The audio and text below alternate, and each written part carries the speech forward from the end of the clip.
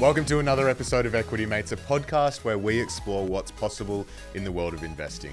If you've just joined us for the very first time, a huge welcome to our community. My name is Bryce, and as always, I'm joined by my equity buddy, Ren. How are you going? I'm very good, Bryce. Very excited for this episode. We are back with another Ask an Advisor, where we get some of Australia's top advisors in the room with us, and we put your questions to them.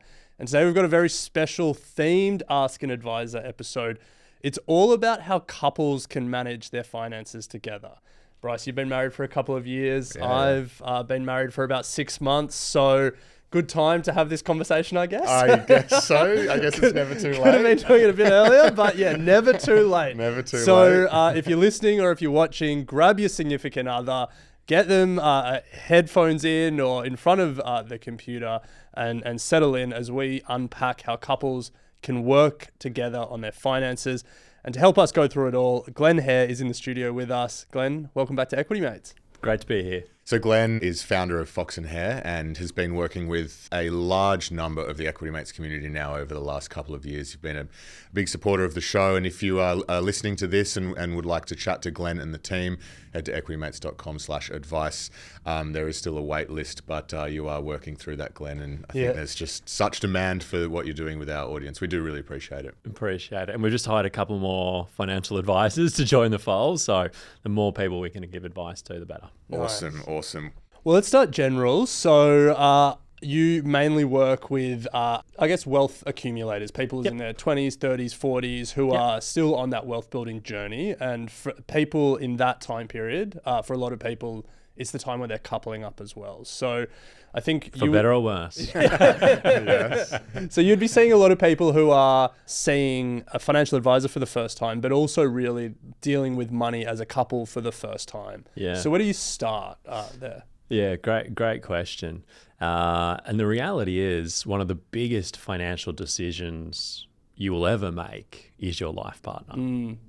For better or worse. For better or worse. And no doubt, those listening, often, certainly with the Equity Mates community that we've worked with, often when meeting with a couple, it's usually one in the relationship that is an avid listener of the podcast and the other that's potentially not that engaged. So where we start with every couple that we sit in front of is not necessarily the financial piece, but as a couple, what is it that the two of you are trying to achieve from a life perspective? Whether that be starting a family, getting married, taking a 6-month sabbatical, buying your first property, whatever the case may be. All of those goals obviously have financial implications, but what we're looking at is what really excites the two of them from a life perspective and then lead from there. So today, Glen, we're going to cover off a number of different aspects of this, merging finances, goals, tax structures, and the like. So let's start with aligning financial goals, given that that's where you start with your couples. What practical steps can couples take to actually align their financial goals? Like, it's something that my advisor has suggested, you suggested, it's like, come to us with your goals. But like, how do you actually practically suggest putting that in place? Break it down. Because, again, reflecting on our demographic, as Ren, you noted, most of our members are in their 20s, 30s, 40s. So for someone in their 30s, for me to sit in front of them and go, all right, well, tell me all your life goals. What do you want to do with the rest of your life? Really quite overwhelming. So what we would do from a practical perspective is really address the coming 12 months. What are the short-term pieces? What are some of the core goals that the two of you want to work towards over the coming 12 months? Then we look at the medium term, so typically the next kind of 3 to 5 years. And I don't know if it's a trick or maybe a strategy that I use is I often anchor on an age. So if I'm sitting in front of a couple that's 30, for example, rather than saying, what do you want to do in the next 5 years? I'll say, well, what do you want to do by the time you turn 35? It just feels different. Or if you're sitting in front of someone that's 35, what do you want to do before you turn 40? And you can kind of see that light bulb moment go, shit, 40's five Pretty years close. ago, 5 years away. What do I want to do? And then we'll look at the longer term, 5 years plus. Huge catch-all bucket. Again, for our member base to think what they want to do for the latter 50 years of their life is quite challenging.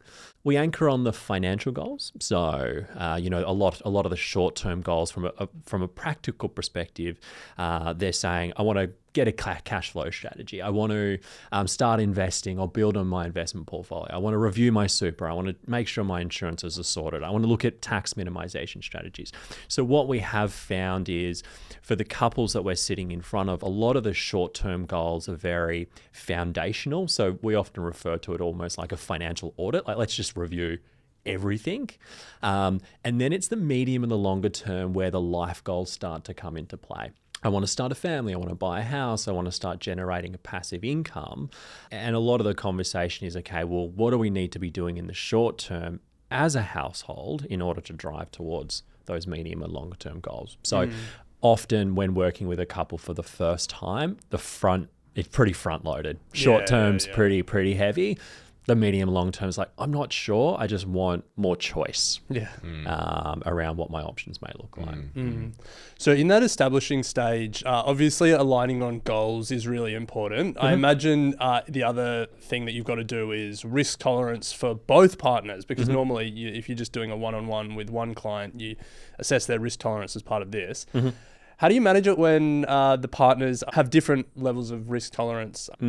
Perhaps they're aligned on goals, but they're not aligned on how they want to get there, I guess. So risk tolerance is something that we'll also do align to the goal. So rather than the generic, you're a high growth, aggressive investor, or I'm a little bit conservative in terms of my approach, what we would do is, if the couple want to generate a passive income to enable them to retire early, and hypothetically the couple's 30, regardless of their tolerance for risk, I'm going to be having a conversation with them around the fact that we need to be taking on a degree of risk. We need to be looking at some higher growth strategies, acknowledging that these are longer term goals. So what I'd be doing there is, for the individual in the relationship that is self-confessed more conservative, it's an education piece.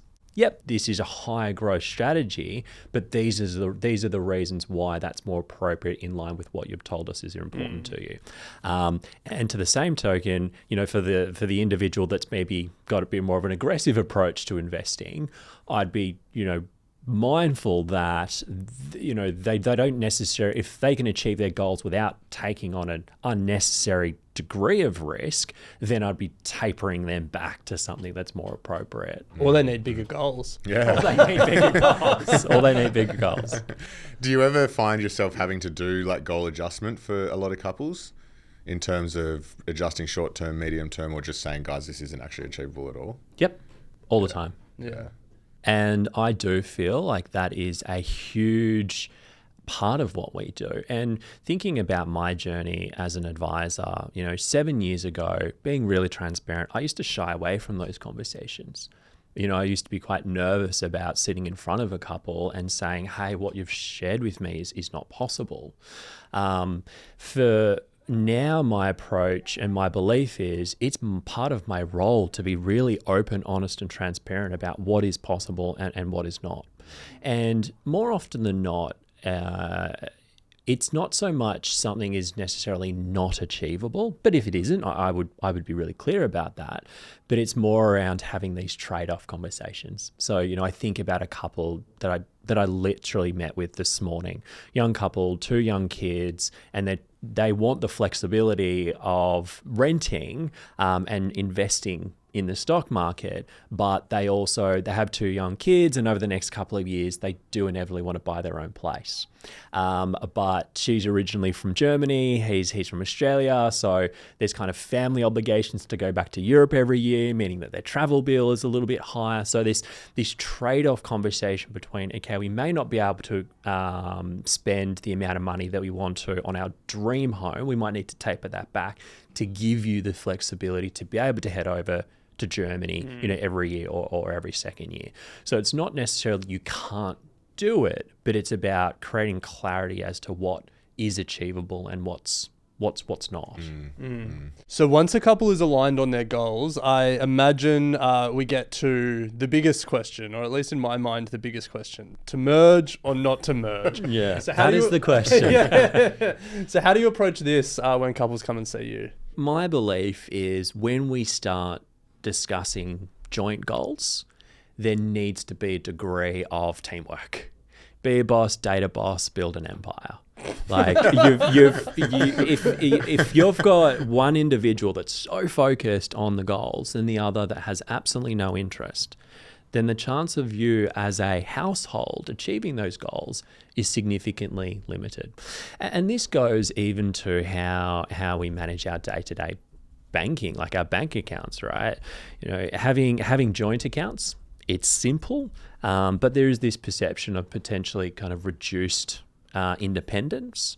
Having individual accounts, there's a degree of independence, but you know, what do you do with those joint expenses? So if you've got individual accounts, when you go out for dinner, what do you do? When you're buying the groceries, what do you do? Who's paying for the petrol when you fill up the car? And it just creates, in my view, can create more unnecessary conflict than what's required. The joint approach or looking at both, so having joint accounts for certain expenses, and then individual accounts for maybe the day-to-day, I have seen work quite well.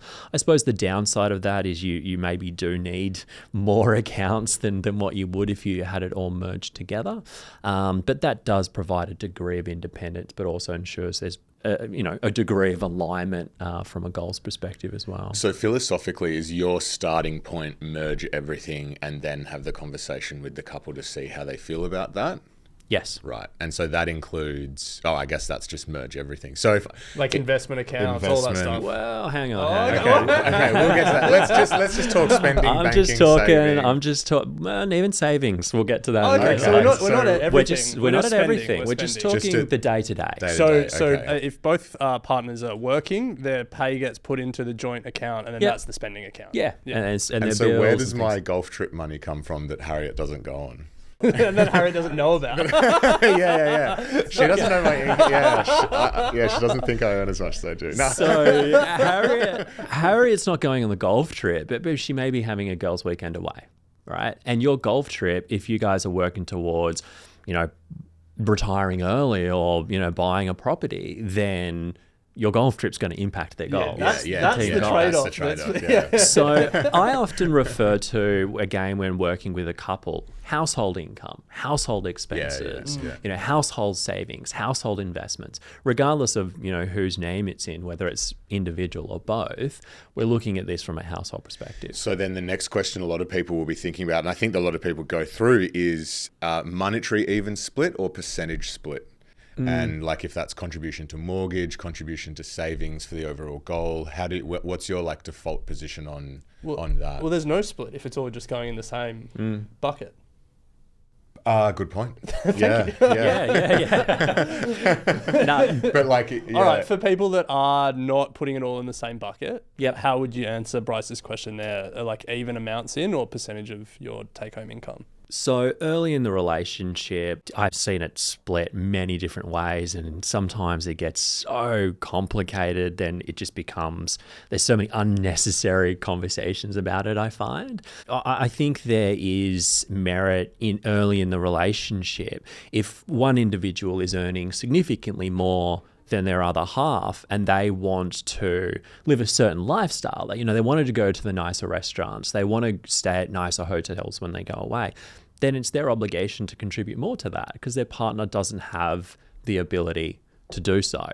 But if we then think about, 5, maybe 10 years into the relationship and you've got a baby, you've got a mortgage, it becomes more challenging, right? Like the debt isn't just one of yours, it's both of yours. The baby isn't just one of yours, it's both of yours. And trying to split it, I got a pay rise, so I'm going to contribute 3% more this year, starts to become a little bit arbitrary. And if I think about, relationships in Australia, a de facto relationship exists when two people who are not legally married live together on a genuine domestic basis. the key to this kind of de facto relationship piece is a genuine domestic basis, and then the courts will review. So it's not like if you're in a share house, you're not going to. Correct. Yeah. You're all together. Not that you necessarily need just one partner, but each their own. But it is. It is something that's important to know. There is no minimum per se. Yeah. It is how you're managing that domestic relationship. So we put a pin in savings and investment accounts. I think it's probably worth talking about them all in this sort of part of the conversation. So maybe let's go saving and then investing. So assuming that the couple has just decided pay into the same joint transaction account, household income, how do you then think about savings accounts? So I think about it through a tax lens. Nice. So the way that I do that is if you've got a high interest savings account with your high interest savings account of choice, and you're in a relationship, and one of the individuals in the relationship is earning significantly less than the other, then that high interest savings account should be in their name to reduce their household tax bill. Because if you're earning 200 grand a year and the highest marginal tax rate, then any interest that you are charged on that is going to be taxed at the highest marginal tax rate. Whereas if you simply just transfer all of your money into your partner's account who's on a lower marginal tax rate, then potentially you're reducing your tax bill to 37, 30%. And this is a huge oversight for many couples. It's, often they might have separate accounts, or, to a lesser extent, they might have a joint savings account. But if they just think about it from a household tax perspective, it may be more efficient just to have that account in the lower income earner's name. Is that the same logic you apply when we get to investment accounts? It is, yes. Yeah. So investment accounts, same concept. We're looking at the tax implications and the marginal tax rates for those two individuals. But we are mindful that for those in the relationship, their incomes may fluctuate over the course of that kind of investment journey. High interest savings account we see early on in one's wealth creation journey, but as one's wealth starts to accumulate, there's less cash, I suppose, in the household makeup, and that starts moving towards building investments, whether that be through property, shares, super, etc. We said at the top that you're choosing your partner is perhaps the biggest financial decision that you'll ever make, for better or for worse. How do you think about, protecting yourself for the worst case scenario if you're joining finances at the hip? Do you build in any sort of slush funds or think about that at all? Look, I'm a romantic at heart. so I my view is that treat complete transparency, authenticity, communication is probably the basis of any healthy relationship, whether that be finance or otherwise. But one approach that I have seen a number of certainly our members explore and also execute is a binding financial agreement. So this is a document drafted in conjunction with a lawyer that clearly stipulates if something were to happen, these are how the assets would be split. I've not seen a huge uptake through our member base, noting that most of our members are going into these are probably their first serious relationships that they're going into. But that is if you are genuinely looking at protecting yourself from a legal standpoint, that is something that would be worth exploring. So binding financial agreement. Nice. I mean, I'm not a lawyer, but I always thought that they weren't as held to as in America. Like, courts will often look through them and make their own decisions. Yeah, I believe that's the case here. Again, caveat, not a lawyer either, just a romantic. But there is, it's something to fall back on as opposed to quite literally nothing. Yeah. So Glenn, earlier you said you are thinking about savings accounts and investment accounts through a tax lens. So let's think more generally about tax. Love and tax, the two things Bryce is closest to Bryce's heart. Very true. When you're merging your finances as a couple and sort of building a life together, how can you think about tax minimization or tax effectiveness? What are some of the structures or the plans you can put in place? One you mentioned earlier around putting like the high interest savings account in the lower earner's name to get a lower marginal tax rate. Yep. But are there any other things that people should be thinking about wherever they are on the journey? Yeah. So the four would be investments in lower marginal tax rate. The lead onto that, even joint names is better than just having it into the higher income earner's name. Spouse splitting. Super contributions. Oh, yeah. So with the conversations around the super $3 million threshold, often we're looking at projections around where our members' super balances are going to go. If one is earning significantly less, and their super trajectory is likely to be lower than the higher income earner, then maybe that spouse splitting maybe a solution to avoid that particular tax. The other that doesn't get a lot of airtime is family trusts or discretionary trusts. So these are relevant for a subset of the community, but what we're looking to do here when establishing a family trust is we're investing through the trust. Any income that's generated from the trust that can then be distributed to the beneficiaries.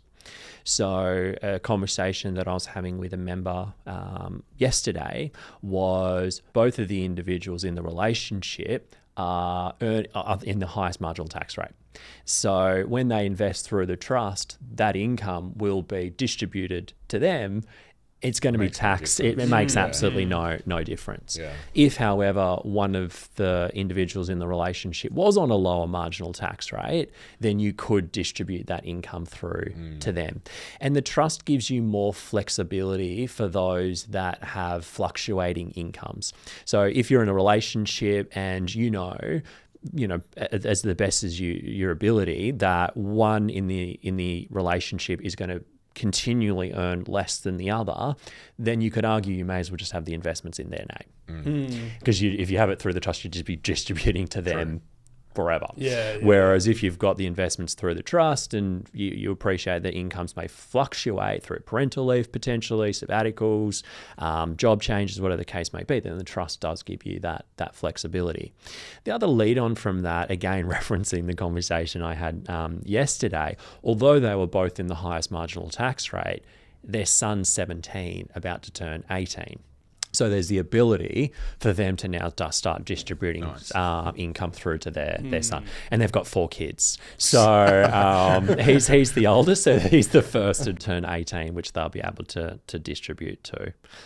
So they're the key ones. So at the baseline, think about your marginal tax rates as an individual, as a couple. Think about spouse splitting to reduce potential future tax obligations, and then also trust where relevant. We want to talk about spending patterns and habits and some, some red flags or where the spending behaviours are different. And recently I was at a party actually and had someone come up. It was a great party, yeah.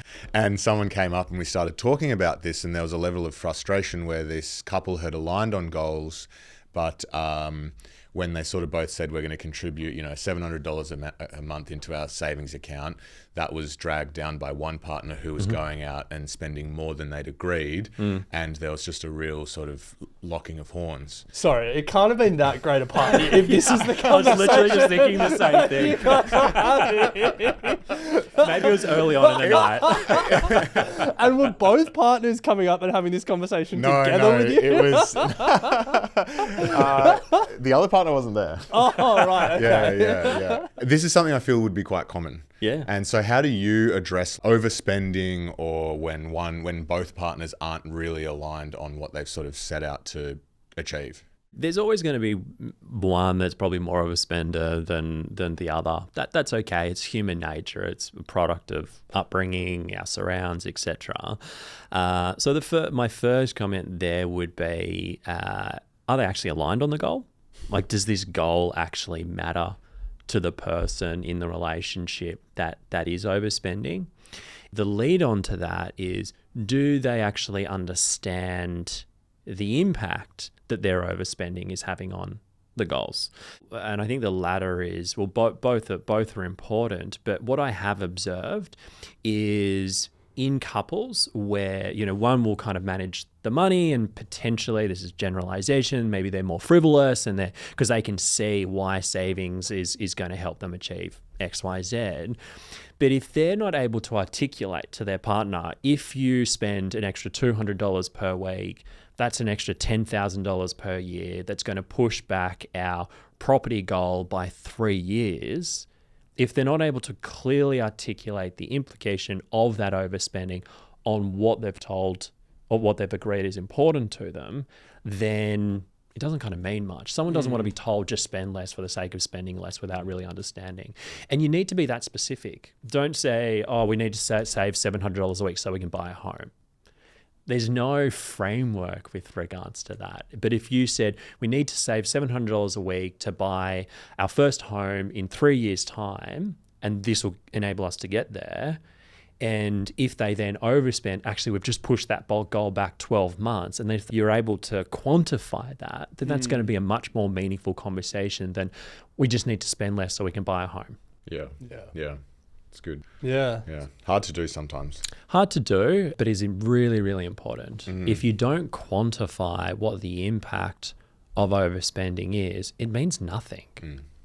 Like, just saving for the sake of saving is not fun. For some. Not for us, but for some. Yeah. So that's, I guess, how you sort of manage the one spends, one saves dynamic when you're in a relationship.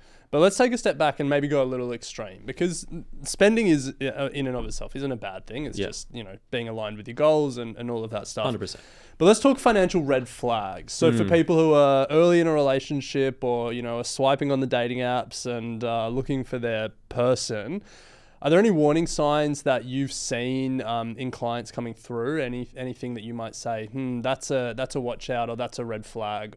So, I mean, mindful that those that reach out to us, they've probably been on more than one or two Tinder dates with their partner. They're probably they're at a point in their relationship where they're like, oh, I probably need to take this a little bit more seriously.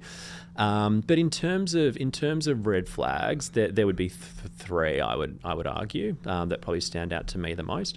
Hiding income or certain expenses, like golf trips. Like Mine are very transparent.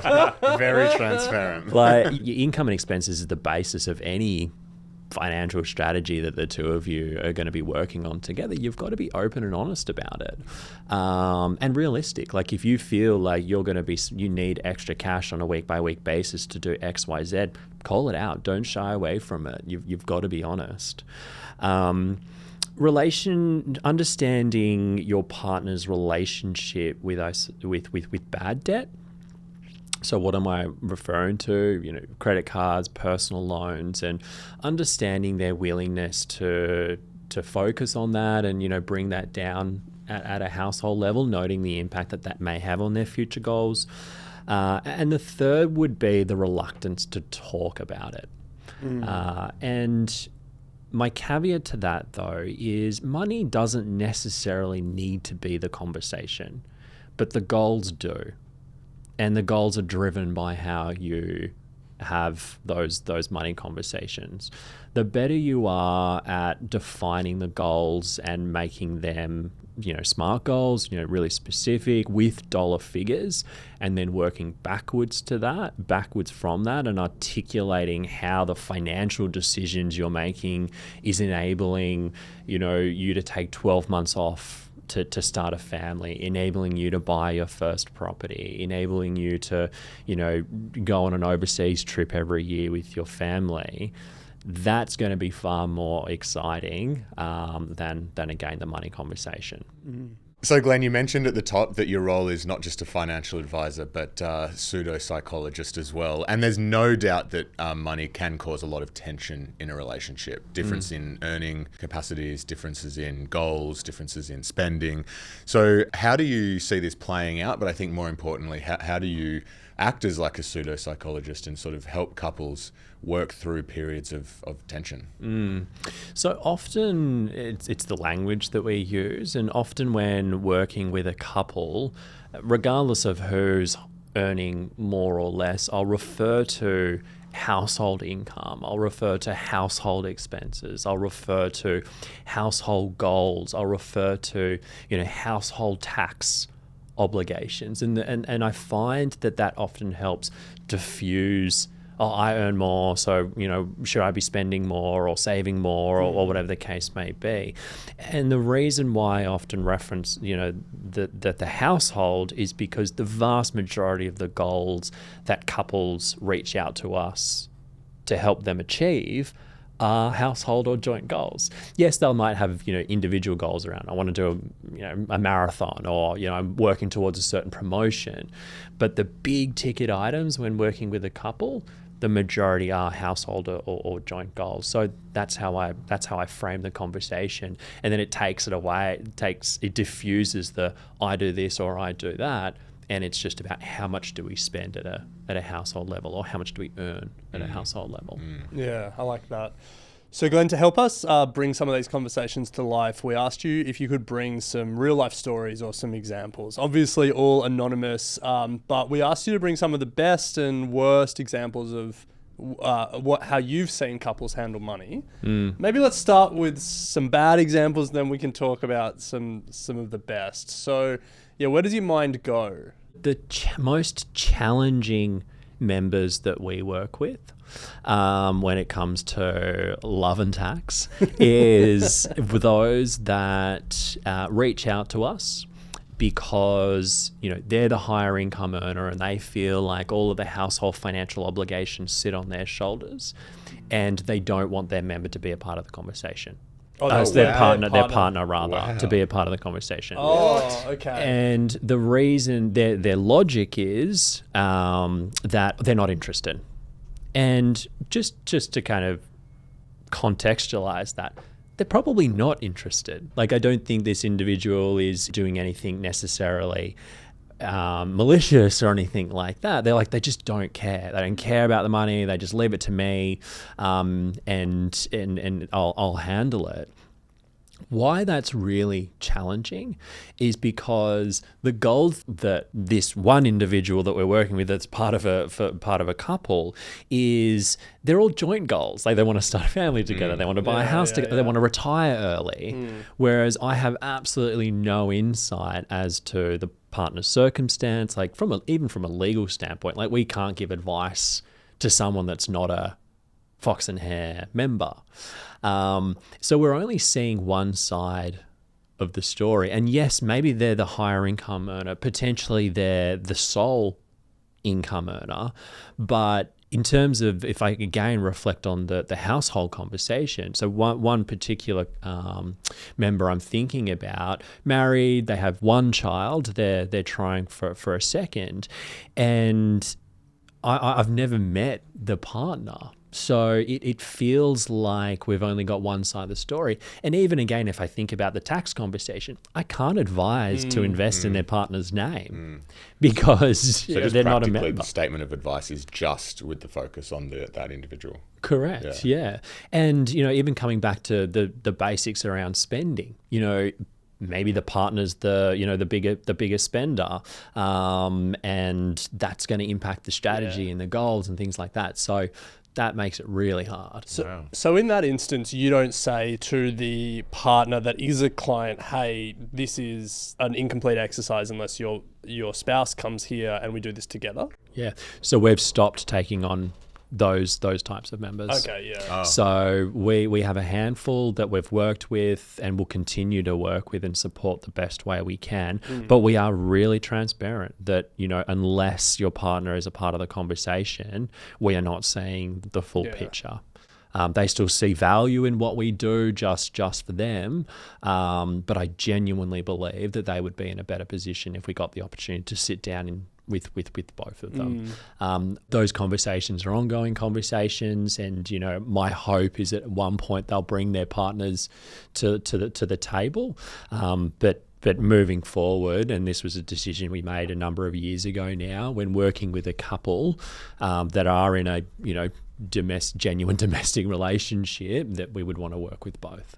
So that's the worst case examples. What's the gold star for you? Those that are really in love. Romantics. They come to meetings holding hands. And so it is those that are genuinely aligned from a goals perspective. They're very self-aware. One will say, I'm the biggest spender in the relationship. I know I need to rein it in because we're trying to work towards X, Y, Z. They support each other from an educational perspective. So if one understands a particular financial concept better than the other, like they'll explain it, really clearly and articulate without talking down to their partner. But they do genuinely look at everything from a household perspective. Like these are, from an advisor's perspective, the easiest members to work with, because they've got those joint accounts for the day-to-day spending. So it's simplified, it's clear. There's no kind of, I spend an extra $10 on coffee, so I need an extra $10 going into my everyday spending account. It's quite a simple practice. From an investment perspective, we can genuinely have a conversation around, is it better all in their name than your name? And there's no I'm a bit worried about that. So there's complete transparency around that. And they're both, coming back to the goals, really aligned on the goals. I think about, retiring early and generating that passive income, or having the choice around, future work is a big conversation with a lot of our members. And it's for those members that I'm thinking about, where there's clear alignment on that, regardless of who's the higher income earner or who spends more.